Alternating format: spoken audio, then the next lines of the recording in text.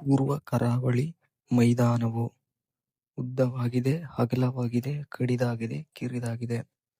ಪೂರ್ವ ಕರಾವಳಿ ಮೈದಾನವು ಹೇಗಿದೆ? ಪೂರ್ವ ಕರಾವಳಿ ಮೈದಾನವು ಅಗಲವಾಗಿದೆ.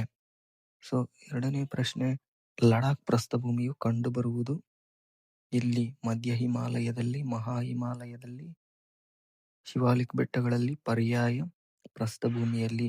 ಲಡಾಖ್ ಪ್ರಸ್ಥಭೂಮಿ ಕಂಡುಬರತಕ್ಕಂಥದ್ದು ಮಹಾ ಹಿಮಾಲಯದಲ್ಲಿ. ಮೂರನೇ ಪ್ರಶ್ನೆ, ಭಾರತದ ಅತ್ಯುನ್ನತ ಪರ್ವತ ಶಿಖರ ಯಾವುದು? ಗಾಡ್ವಿನ್ ಆಸ್ಟಿನ್ ಅಥವಾ K2, ಮೌಂಟ್ ಎವರೆಸ್ಟ್, ಆನೈಮುಡಿ, ಗುರುಶಿಖರ. ಭಾರತದ ಅತ್ಯುನ್ನತ ಶಿಖರ ಗಾಡ್ವಿನ್ ಆಸ್ಟಿನ್ ಅಥವಾ K2, ಮೌಂಟ್ ಗಾಡ್ವಿನ್ ಆಸ್ಟಿನ್ ಅಥವಾ K2. ಭಾರತದ ಭೌಗೋಳಿಕ ವಿಭಾಗಗಳಲ್ಲಿ ಅತ್ಯಂತ ದೊಡ್ಡದಾಗಿರುವುದು ಯಾವುದು? ಉತ್ತರದ ಮಹಾ ಮೈದಾನ, ಹಿಮಾಲಯ ಪರ್ವತಗಳು, ಕರಾವಳಿ ಮೈದಾನ ಮತ್ತು ದ್ವೀಪಗಳು, ಪರ್ಯಾಯ ಪ್ರಸ್ಥಭೂಮಿ. ಯಾವುದಂದ್ರೆ ಈ ಒಂದು ವಿಭಾಗಗಳಲ್ಲಿ ಅತ್ಯಂತ ದೊಡ್ಡದಾಗಿರುವುದು ಪರ್ಯಾಯ ಪ್ರಸ್ಥಭೂಮಿ. ಮೌಂಟ್ ಎವರೆಸ್ಟ್ ಪರ್ವತವಿರುವುದು ಇಲ್ಲಿ ಭಾರತ ಮತ್ತು ಪಾಕಿಸ್ತಾನಗಳ ನಡುವೆ, ಭಾರತ ಮತ್ತು ಚೀನಾಗಳ ನಡುವೆ, ನೇಪಾಳ ಮತ್ತು ಟಿಬೆಟ್ ನಡುವೆ, ನೇಪಾಳ ಮತ್ತು ಭೂತಾನ್ ನಡುವೆ. ಮೌಂಟ್ ಎವರೆಸ್ಟ್ ಪರ್ವತ ಇರುವುದು ನೇಪಾಳ ಮತ್ತು ಟಿಬೆಟ್ ನಡುವೆ. ಪೂರ್ವ ಮತ್ತು ಪಶ್ಚಿಮ ಘಟ್ಟಗಳು ಎಲ್ಲಿ ಸಂಧಿಸುತ್ತವೆ? ಅರಾವಳಿ ಬೆಟ್ಟಗಳು, ನೀಲಗಿರಿ ಬೆಟ್ಟಗಳು, ಆನೈಮುಡಿ ಬೆಟ್ಟಗಳು, ಕಾರ್ಡಮಮ್ ಬೆಟ್ಟಗಳು. ಎಲ್ಲಿ ಸಂಧಿಸುತ್ತವೆ ಪೂರ್ವ ಮತ್ತು ಪಶ್ಚಿಮ ಘಟ್ಟಗಳು? ಅವು ನೀಲಗಿರಿ ಬೆಟ್ಟಗಳಲ್ಲಿ ಸಂಧಿಸುತ್ತವೆ. ಏಳನೇ ಪ್ರಶ್ನೆ, ಉತ್ತರ ಭಾರತದ ಮೈದಾನವನ್ನ ಸಂಚಯನ ಮೈದಾನ ಅಂತ ಏಕೆ ಕರೆಯಲಾಗುತ್ತದೆ? ಇದು ಹಿಮ ನದಿಗಳಿಂದ ನಿರ್ಮಾಣವಾಗಿರುವುದರಿಂದ, ಗಾಳಿಯಿಂದ ಮಣ್ಣು ಸಂಚಯವಾದುದರಿಂದ, ನದಿಗಳು ತಂದ ಮೆಕ್ಕಲು ಮಣ್ಣಿನಿಂದ ಸಂಚಯವಾದುದರಿಂದ ಅಥವಾ ಜ್ವಾಲಾಮುಖಿ ಚಟುವಟಿಕೆಗಳಿಂದ. ಈ ಉತ್ತರ ಭಾರತದ ಮೈದಾನವು ಸಂಚಯನ ಮೈದಾನ ಅಂತ ಕರೆಯಲು ಕಾರಣಗಳೇನೆಂದ್ರೆ, ಉತ್ತರದ ಮೈದಾನದಲ್ಲಿ ನದಿಗಳು ಹೊತ್ತು ತಂದ ಮೆಕ್ಕಲು ಮಣ್ಣಿನಿಂದ ಅವು ಸಂಚಯವಾಗುವುದರಿಂದ ಅವುಗಳನ್ನು ಸಂಚಯನ ಮೈದಾನ ಅಂತ ಕರೆಯಲಾಗುತ್ತದೆ. ಎಂಟನೇ ಪ್ರಶ್ನೆ, ಹಿಮಾಚಲ ಅಥವಾ ಮಧ್ಯ ಹಿಮಾಲಯದ ಗಿರಿಧಾಮಗಳು ಯಾವುವು?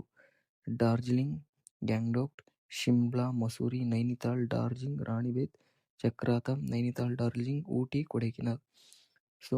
ಅವು ಹಿಮಾಚಲ ಅಥವಾ ಮಧ್ಯ ಹಿಮಾಚಲದ ಗಿರಿಧಾಮಗಳು ಯಾವ್ಯಾವು ಅಂದ್ರೆ ಶಿಮ್ಲಾ, ಮಸೂರಿ, ನೈನಿತಾಲ್, ಡಾರ್ಜಿಲಿಂಗ್, ರಾಣಿಬೇತ್, ಚಕ್ರಾತ.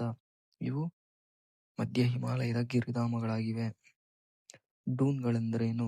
ಪರ್ವತ ಶಿಖರಗಳು, ಮರುಭೂಮಿ ಪ್ರದೇಶಗಳು, ಹಿಮಾಲಯ ಪಾದಬೆಟ್ಟಗಳಲ್ಲಿರುವ ಸಮತಟ್ಟಾದ ಕಿರಿದಾದ ಮೈದಾನಗಳು, ಸಮತಟ್ಟಾದ ಕಣಿವೆಗಳು, ಕರಾವಳಿ ಮೈದಾನಗಳು.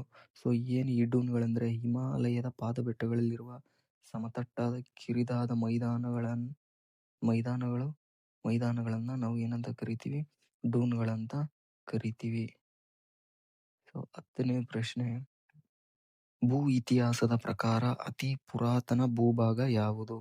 ಹಿಮಾಲಯ, ಪರ್ಯಾಯ ಪ್ರಸ್ಥಭೂಮಿ, ದಕ್ಷಿಣ ಪೀಠಭೂಮಿ, ಕರಾವಳಿ ಪ್ರದೇಶ. ಭೂ ಇತಿಹಾಸದ ಪ್ರಕಾರ ಭಾರತದ ಅತ್ಯಂತ ಪುರಾತನ ಭೂಭಾಗ ಯಾವುದು ಅಂದ್ರೆ ಪರ್ಯಾಯ ಪ್ರಸ್ಥಭೂಮಿ. ಮಹಾ ಹಿಮಾಲಯವನ್ನ ಹಿಮಾದ್ರಿ ಎಂದು ಏಕೆ ಕರೆಯಲಾಗುತ್ತದೆ? ಅತಿ ಹೆಚ್ಚು ಎತ್ತರವಿರುವುದರಿಂದ, ಸದಾ ಹಿಮದಿಂದ ಆವೃತವಾಗಿರುವುದರಿಂದ, ಪುರಾತನ ಪರ್ವತವಾಗಿರುವುದರಿಂದ ಅಥವಾ ಪ್ರವಾಸಿ ಕೇಂದ್ರವಾಗಿರುವುದರಿಂದ. ಯಾಕೆ ಈ ಮಹಾ ಹಿಮಾಲಯವನ್ನ ಹಿಮಾದ್ರಿ ಅಂತ ಕರೆಯಲಾಗುತ್ತದೆ ಅಂದ್ರೆ ಇದು ಸದಾ ಹಿಮದಿಂದ ಆವೃತವಾಗಿರುವುದರಿಂದ ಇದನ್ನ ಹಿಮಾದ್ರಿ ಅಂತ ಕರೆಯಲಾಗುತ್ತದೆ. ಅದೇ ರೀತಿ 12ನೇ ಪ್ರಶ್ನೆ, ದಕ್ಷಿಣ ಭಾರತದಲ್ಲಿಯೇ ಅತ್ಯಂತ ಉನ್ನತ ಶಿಖರ ಯಾವುದು? ದೋದಾ ಬೇಟ, ಆನೈಮುಡಿ, ಮುಳ್ಳಯ್ಯನಗಿರಿ, ಎಲಿವೇಶನ್ ಪೀಕ್. ದಕ್ಷಿಣ ಭಾರತದಲ್ಲಿ ಅತ್ಯಂತ ಉನ್ನತವಾದ ಶಿಖರ ಆನೈಮುಡಿ. 13ನೇ ಪ್ರಶ್ನೆ, ಭಾರತದ ದಕ್ಷಿಣದ ತುದಿಯನ್ನ ಯಾವ ಹೆಸರಿನಿಂದ ಕರೆಯಲಾಗುತ್ತದೆ? Kanyakumari, Cape Comorin, Rameswaram, Indira point.